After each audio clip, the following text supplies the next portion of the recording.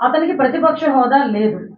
అయినప్పటికీ అతను ఒక ఎక్స్ సీఎం అన్న ఒకే ఒక కారణంతో ఆయన టూర్ ప్రోగ్రామ్ గురించి మాట్లాడినప్పుడు మేము చాలా క్లియర్గా 1100 మంది అప్రాక్సిమేట్లీ 1100 మంది పోలీస్ బలగాల్ని బిఎస్పీ స్థాయి నుంచి రోప్ పార్టీస్ వరకు అంటే ఏపీఎస్పీ బెటాలియన్స్ వరకు దగ్గర దగ్గర 1100 మంది పోలీసులను పెట్టాం.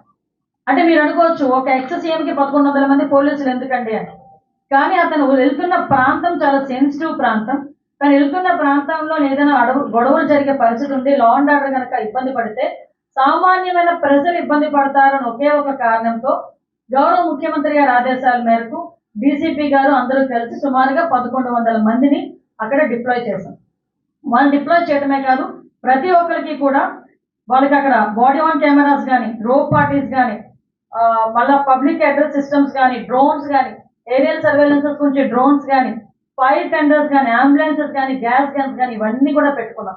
అంటే సాధారణంగా ఒక విఐపి వచ్చినప్పుడు ఎటువంటి ట్రీట్మెంట్ చేసుకుంటామో ఆ ట్రీట్మెంట్ అంతా కూడా ఒక సాధారణ ఒక పులివెందుల ఎమ్మెల్యేకి కూడా కేవలం ఎక్స్ సీఎం అన్న కారణంతో మేము ఇవ్వడం కూడా జరిగింది. ఆ సంగతి కూడా మీరందరూ కూడా గమనించాలి.